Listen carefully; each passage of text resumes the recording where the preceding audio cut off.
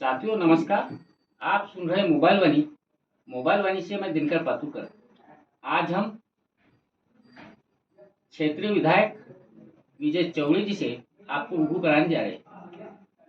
जैसा कि ज्ञात है, आगामी समय में मध्य प्रदेश की विधानसभा चुनाव संपन्न होना है। क्योंकि आदमी नहीं उसका काम बोलता है, इस स्लोगन के साथ स्वर्गीय रघुनाथ जी चौड़े, इनके पुत्र विजय चौड़े जी वर्तमान में संसद विधानसभा क्षेत्र के विधायक है और हम आपको उनसे रूबरू कराने जा रहे हैं। भाई साहब नमस्कार। नमस्कार।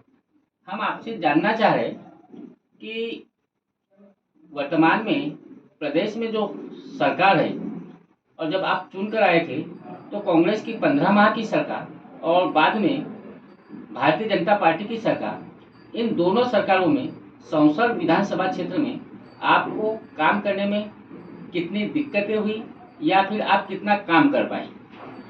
निश्चित रूप से 15 महीने की हमारी सरकार रही और उन 15 महीनों में हमारा प्रयास रहा कि हम क्षेत्र का विकास और प्रगति निरंतर जारी रखें। पर सरकार खरीद फरोख्त कर बना गई, भाजपा के द्वारा सरकार को गिराया गया और षड्यंत्रकारी ताकतों ने जो ये उपद्रव किया उसको लेकर के हमारी सरकार नहीं रही। लेकिन 15 महीने का कार्यकाल जो रहा कमलनाथ जी का, उसमें 15 साल का भी कार्यकाल उन पर भारी है। तो मैं इसलिए कहना चाह रहा हूँ कि 15 महीने के कार्यकाल में हमने लगभग 18 सड़कें स्वीकृत कराई जो बनकर तैयार हो गई और वो जनता के सामने जमीन पर है। बहुत सारे निर्माण कार्य किए, कई छोटे बड़े डैम बनवाए, विधायक निधि के माध्यम से या सांसद निधि के माध्यम से हमने अधिकतर जगह पर राशि देने का प्रयास किया और उसमें हम सफल हुए। भाई साहब हम आपसे ये भी जानना चाहेंगे, यदि देखा जाए तो छिंदवाड़ा जिले की सबसे पुरानी तहसील यदि कहा जाए तो संसद तहसील है नहीं है, और प्रदेश के मुख्यमंत्री शिवराज सिंह चौहान जी द्वारा विगत वर्षों में जन आशीर्वाद यात्रा में रामाकोना में कृषि विद्यालय की घोषणा भी की थी। तो आज तक ना तो कृषि विश्वविद्यालय खुल पाया, ना ही केंद्रीय विद्यालय खुल पाया। इस संबंध में आप क्या कहना चाहेंगे?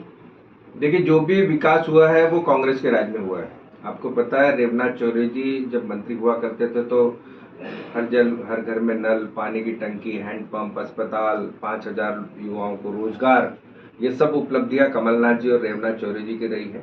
पर भारतीय जनता पार्टी की सरकार 18-19 साल से प्रदेश में है। हमारे 15 महीने अगर छोड़ दिए जाए तो 19 साल से जो है भाजपा की सरकार प्रदेश में है। यहाँ पर भाजपा के नेता पद आसीन है, मंत्री रह चुके हैं। पर आज ये हालत हम देखें कि स्कूल में अभी खैरी पंथा गया था, वहाँ स्कूल की हालत है कि कवेलू टूट गए हैं, पूरा खुला है पूरा छत, और कब किस दिन कवेलू किस बच्चे के सिर पे गिर जाए, ये बड़ी दुर्दशा है। मुझे तो बड़ा दुख होता है कि शिक्षा राज्य मंत्री जो व्यक्ति रहा है 100 वर्ष से, आज वो स्कूलों की बिल्डिंगें नहीं बना सका। और ये सब लोग जो है राजनीतिक लाभ लेने के लिए, सत्ता का सुख भोगने के लिए इस पद में आए। पर निश्चित रूप से जैसी कमलनाथ जी की सरकार बनेगी, जो हमारे 20,000 करोड़ के काम हैं जो आज कमलनाथ जी ने मुख्यमंत्री रहते स्वीकृत कराए थे, चाहे वो कनान कॉम्प्लेक्स का प्रोजेक्ट हो, चाहे हमारे किसानों की कर्ज माफी हो, वो सब जो है हम कमलनाथ जी की सरकार बनते इसको पूरा कराएंगे। हम आपसे ये भी जानना चाहेंगे, जैसा कि आपने पूर्व मुख्यमंत्री आदरणीय कमलनाथ जी का नाम लिया, और जब बात कमलनाथ जी की आती है तो सौंसर छिंदवाड़ा जिले में कमलनाथ जी को लाने का काम छिंदवाड़ा जिले के सौंसर तहसील के उन 4 लोगों ने किया, जिसमें एक आपके पिताजी स्वर्गीय रघुनाथ जी चौड़े, चमत्कारिक हनुमान मंदिर सावली के पूर्व अध्यक्ष स्वर्गीय देवराव जी पातुकर, साथ ही माधोराव जी फसा के हबीबुल्ला शेख जी थे।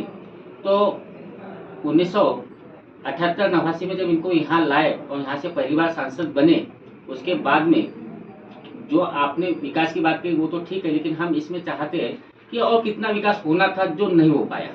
विकास जो हुआ मैंने आपको बताया ना कि कांग्रेस के राज में हुआ है। भारतीय जनता पार्टी का एक भी कोई काम गिनाते हैं, जितनी भी प्रदेश में सड़कें बनी हो या जिले में, अगर विशेषकर छिंदवाड़ा में सड़कें बनी है, तो जब केंद्र में कमलनाथ जी सड़क मंत्री थे, केंद्र में 10 साल तक मनमोहन सिंह की सरकार थी, आज छोटे छोटे गांव में जो प्रधानमंत्री सड़क गई है वो कमलनाथ जी को श्रेय जाता है।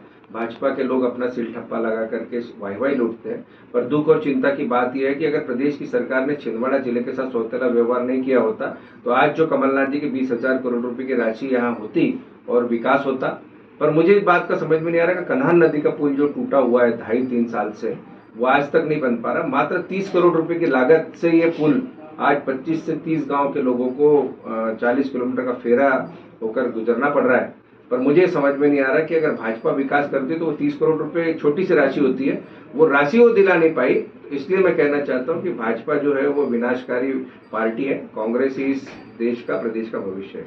जैसा कि आपने लोधीखेला पुलिया की बात कही कन्हान नदी पर, जो विगत वर्षों में बारिश के कारण ढह गया, इसमें पूर्व विधायक रामलाल जी महाले ने आरोप लगाया था कि अत्यधिक उत्खनन के कारण वो पुलिया धंसा है। इस संबंध में आप क्या कहना चाहेंगे? निश्चित रूप से रेत का अवैध उत्खनन हो रहा है, पूरे क्षेत्र में हो रहा है। भारतीय जनता पार्टी के लोग, भारतीय जनता पार्टी के सत्ताधारी लोग, नेता जो है इसमें पूरे तरीके से लिप्त है। और वास्तविक रूप में आज परतापुर का जो पुलिया बना है कन्हान नदी पर, वो भी कम से कम उसका जो फाउंडेशन है वो 10-10 फीट खुला हो गया। भविष्य में वो भी क्षतिग्रस्त होने की संभावना है और इस प्रकार के कोई लगाम नहीं रोकी जा रही। शिवराज सिंह चौहान केवल भाषण देते हैं, घोषणा करते हैं कि माफिया पे कार्रवाई होगी, लेकिन प्रशासन मिला है और सरकार का प्रोटेक्शन है। हम आपसे ये भी जानना चाहेंगे कि चूंकि आप वर्तमान में विधायक हो और आपके परिवार से लगभग 4 विधायक रह चुके, आपके पिताजी विधायक रह चुके स्वर्गीय रघुनाथ जी चौड़े, आपकी माताजी श्रीमती कमलाबाई चौड़े विधायक रह चुके, आपके बड़े भाई अजय चौड़े जी विधायक रह चुके, वर्तमान में आप विधायक हो और वर्तमान में भारतीय जनता पार्टी की सरकार प्रदेश में है और एक जनप्रतिनिधि और एक विधायक होने के बावजूद भी प्रशासन आपकी सुनता नहीं था, आपको अपनी बात मनवाने के लिए एसडीएम के गाड़ी के नीचे तक सोना पड़ा, तो ऐसा क्यों? निश्चित रूप से सरकार जिसकी होती है प्रशासन उसकी सुनता है, पर हम दबाव बनाते हैं। अगर एसडीएम नहीं सुनेगा तो उसकी गाड़ी के आगे भी सोएंगे, और अगर कोई कर्मचारी या कोई और अधिकारी अगर बात नहीं सुनता तो आंदोलन धरना करके उसको ठीक भी करेंगे। पर निश्चित रूप से ध्यान रहे, प्रशासन जो होता है वो कठपुतली बनकर बैठा हुआ है भारतीय जनता पार्टी की, और जितने भी लोग अधिकारी हैं वो भाजपा का बिल्ला लेकर के घूम रहे हैं। पर निश्चित रूप से हम जैसी हमारी सरकार बनेगी, हम इन अधिकारियों को भी कहीं ना कहीं ठिकाने पर लगाएंगे। जैसा कि अभी विगत वर्षों में संपूर्ण देश में आज़ादी का अमृत महोत्सव मनाया गया और उसी तरह छिंदवाड़ा जिले में भी मनाया गया। आज सरकार विकास की बातें करती है, लेकिन आज भी 1930 में ऐतिहासिक जंगल सत्याग्रह स्थल लाखनवाड़ी जो विकास से कोसों दूर है और विकास के लिए तरस रहा है। विगत दिनों जब 15 माह की सरकार कांग्रेस की बनी थी, तब मुख्यमंत्री जी ने 1 करोड़ की घोषणा की थी और उसी जगह पर वो घोषणा आपके माध्यम से हुई थी। तो इस संबंध में आप क्या कहना चाहेंगे? मैं तो कह रहा हूँ अमृत काल नहीं है, विष काल है ये, क्योंकि प्रधानमंत्री जी जो है केवल बातें करते हैं। आज स्वतंत्रता के बाद में जो इस देश की हालत हुई है, आज हम देख रहे हैं इन 10 सालों में बहुत बुरी स्थिति में है। कांग्रेस ने संभाला प्रदेश को, देश को। पर लाखनवाड़ी सत्याग्रह जो आपने बात कही कि हमने जय जगत यात्रा यहाँ से गुजरी थी, उसमें सभी पूरे क्षेत्र के लोगों ने सहयोग दिया। लाखनवाड़ी के क्षेत्र के लिए हमने एक बड़ा प्रोजेक्ट भी बनाकर भेजा था कि हमारे स्वतंत्रता संग्राम सेनानियों की स्मृति में यहाँ पर एक अच्छा कुछ सैनिटोरियम बने, उनका स्मृति पार्क बने। तो प्रयास किया पर सरकार चली गई, लेकिन मैंने अपने विधायक निधि से 1 लाख रुपए वहाँ पर स्वीकृत कराए हैं और उसका कार्य भी शीघ्र प्रारंभ हो जाएगा। मुझे पूरी उम्मीद है कि हम लोग जो है हमारे स्वतंत्रता सेनानियों के धरोहर को जिंदा रखने में और उनकी यादों को संजोए रखने में कामयाब होंगे। भाई साहब, हम आपसे ये भी जानना चाहेंगे कि आपका 5 वर्ष के कार्यकाल में ऐसी कौन सी महत्वपूर्ण उपलब्धि रही है जो सीधे जनता से जुड़ी हो और जनता ने उसको सराहा हो? 18 सड़कें हमने स्वीकृत कराई। करहान पिपला से सालीडाना, ऊटेकाटा से मैना गोंदी, रिधोरा से धोतकी, गोंडी वडोना से खोरी, ऐसी और बहुत सारी सड़कें हैं जो 18 लगभग मोखेड़ और सौसर विकास खंड में हमने बनवाई है। निश्चित रूप से छोटे बड़े डैम बनवाए।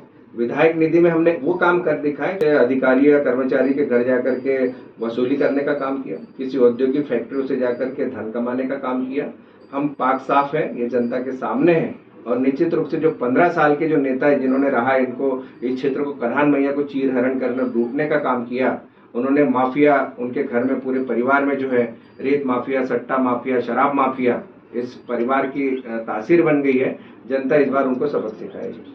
हम आपसे ये भी जानना चाहेंगे, यह सर्वविदित है कि चमत्कारिक हनुमान मंदिर सावली का यदि विकास हुआ है तो वह स्वर्गीय देवराव जी पातुरकर के कार्यकाल में हुआ है और वहाँ पर मुख्यमंत्री शिवराज सिंह चौहान जी द्वारा एक घोषणा भी की गई थी, लेकिन उस समय कोई काम नहीं हुआ।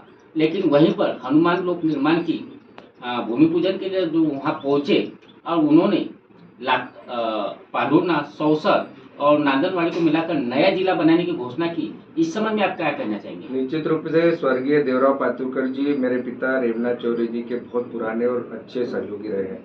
देवराव पातुरकर जी अपने आप में एक बड़ी हस्ती थी।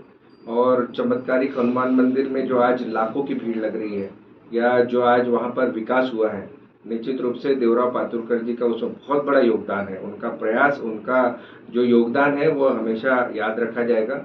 और जो मुख्यमंत्री शिवराज सिंह जी ने जो घोषणा की कि हनुमान लोक बनाने की घोषणा तो 3-4 बार कर चुके हैं, पर कुछ नहीं, मूर्ख बनाने की योजना है। भगवान के नाम पर झूठ बोलते हैं। चुनाव के समय इनको याद आता है, सब हनुमान लोक याद आता है और कोई दूसरी योजनाएं याद आती हैं, पर जनता सब जान रही है। 18-19 साल से 20 करोड़ की घोषणा पहले कर चुके, लेकिन कुछ नहीं किया। और रही बात पांडुरना को जिला बनाने की, तो मैं इसका जो है विरोध नहीं करता। पांडुरना को जिला, हमें कोई आपत्ति नहीं, पर सौसर को जिला बनाना चाहिए। या तो हमें छिंदवाड़ा में रहने दिया जाए या फिर सौसर को जिला बनाया जाए, ये हमारी मांग है। और मुझे ये बात का दुख हो रहा है कि मुख्यमंत्री शिवराज सिंह चौहान सौसर में घोषणा करते हैं हनुमान मंदिर में कि पांडुरना को जिला बनाया जाएगा, और सौसर के 15 साल वाले भाजपा के नेताजी ताली बजाते हैं। मुझे तो इस बात का दुख हो रहा है कि आप सौसर के जनप्रतिनिधि हो या पांडुरना के हो, इस बात को जो है भारतीय जनता पार्टी के लोग बड़े, मतलब यानी मुझे आश्चर्य हो रहा है कि इस प्रकार का उन्हें किस बात की खुशी हो रही है कि पांडुरना को जिला बनाया जा रहा है। वो सौसर की बात नहीं करेंगे, सौसर के साथ सौतला व्यवहार कर रहे हैं, पर जनता उनको सबक सिखाएगी। हम आपसे ये भी जानना चाहेंगे कि संसद क्षेत्र की यदि हम बात करें तो यहाँ पर वारकी संप्रदाय बहुत अधिक मात्रा में है, और वारकी संप्रदाय के नाम पर यहाँ पर मेले भी बहुत लगते हैं।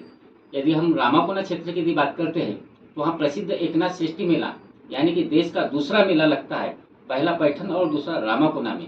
और यह जो मेला लगता है वो कन्हार नदी के बीचों बीच लगता है, और वहाँ पर माधुकरी से जो भोजन इकट्ठा होता है उससे हजारों लोग अपना प्रसाद ग्रहण करते हैं। लेकिन आज वह क्षेत्र अवैध उत्खनन का शिकार है। साथ ही जिस तरह से उसको तीर्थ स्थल का दर्जा मिलना चाहिए वो आज तक नहीं मिला, और ना ही पर्यटन में शामिल हुआ। इस संबंध में आप क्या कहना चाहेंगे? निश्चित रूप से एकनाथ षष्ठी मेला जो हमारा रामाकोना क्षेत्र, उटेकाटा, जो कि पूरा क्षेत्र हमारा संपूर्ण सौसर क्षेत्र वारकरी संप्रदाय के प्रति हमारे सभी लोग उसमें भागीदारी है और सब लोग इसमें शामिल हुए हैं। और ऐसे लोग जो आज वारकरी संप्रदाय से जुड़े हैं, तो हम ये चाहते हैं कि यहाँ पर एक अच्छा पर्यटक स्थल बने जिसमें वारकरी संप्रदाय के साथ हनुमान मंदिर हमारा चमत्कारिक, हमारा अर्धनारीश्वर मंदिर जो है मोहगांव का, और जितने भी हमारे धार्मिक स्थल है, चाहे घोघरा है वो हमारा पर्यटक स्थल हो, ये सब चीज़ें जो है अच्छी, इसको जो है कमलनाथ जी मुख्यमंत्री बनने के बाद इस पर हम जरूर विचार करेंगे कि पर्यटक क्षेत्र बने और ये विकसित हो, चाहे वो धार्मिक क्षेत्रों के क्षेत्र में हो चाहे सामाजिक क्षेत्र में हो। तो हम ये चाह रहे हैं कि इस प्रकार की गतिविधियां कमलनाथ जी के मुख्यमंत्री बनने के बाद हम इसको अमल में लाएंगे और कमलनाथ जी से निवेदन करेंगे कि इसको करोड़ों रुपए की राशि इसके लिए दी जाए ताकि हमारा ये क्षेत्र धार्मिक क्षेत्र हो सके। हम आपसे एक अंतिम सवाल जानना चाहेंगे कि आगामी विधानसभा चुनाव संपन्न होने वाला है, उस विधानसभा चुनाव को लेकर आपके तथा आपकी पार्टी कांग्रेस पार्टी की क्या तैयारी हो रही है? हमारे नेता कमलनाथ जी हैं और कमलनाथ जी ने 15 महीनों में जो किया है वो सबके सामने है। निश्चित रूप से हम कमलनाथ जी के प्रति सहानुभूति रखते हैं। क्षेत्र की जनता, जिले की जनता कमलनाथ जी से प्रेम करती है और कमलनाथ जी छिंदवाड़ा जिले की जनता को अपना परिवार मानती है। हम बिल्कुल निश्चित रूप से जानते हैं कि कमलनाथ जी के नाम पर जो है पूरे प्रदेश में सरकार बनने जा रही है। आप सब जानते हैं कि 150 के ऊपर सीटें प्रदेश में कांग्रेस की आ रही है और यहाँ से जो माफिया राज खत्म होने वाला है। छिंदवाड़ा जिले की 7 सीटों पर कमलनाथ जी के कारण और कांग्रेस की लहर के कारण और भाजपा की किसान विरोधी, जन विरोधी नीतियों के खिलाफ जनता जनादेश देने वाली है और प्रदेश में कांग्रेस की सरकार बनने वाली है। नहीं, जैसा कि हम ये जानना चाह रहे थे कि आगामी विधानसभा चुनाव संपन्न होना है, भारतीय जनता पार्टी ने अपनी सूची घोषित कर दी है। संसद से पूर्व विधायक और पूर्व मंत्री का नाम घोषित हुआ है, तो कांग्रेस से संसद के लिए किसका चेहरा सामने आ रहा है, या फिर आपको पुनः पार्टी टिकट देकर इस चुनाव में खड़े करवा रही है? कमलनाथ जी हमारे सर्वमान्य नेता है, पार्टी का फैसला हमारे लिए सर्वोपरि होता है। कमलनाथ जी जो भी निर्णय लें, जिसको भी प्रत्याशी बनाए, प्रत्याशी कोई व्यक्ति विशेष नहीं होता, हमारा प्रत्याशी का चेहरा कमलनाथ जी है, कांग्रेस है, पंजा चुनाव चिन्ह है। निश्चित रूप से कमलनाथ जी जो निर्णय लेंगे उसमें हम सब साथ रहेंगे। बहुत बहुत धन्यवाद आपका कि आपने मोबाइल वाणी के माध्यम से रूबरू होकर बीते 5 वर्ष के कार्यकाल की बात कही, वहीं उन महत्वपूर्ण बिंदुओं पर भी अपनी बात रखी, जैसे संसद को जिला बनाने की बात हो, या जंगल सत्याग्रह स्थल की बात हो, या वारकरी संप्रदाय से जुड़े आध्यात्मिक क्षेत्र की। आपका पुनः एक बार बहुत बहुत धन्यवाद। धन्यवाद।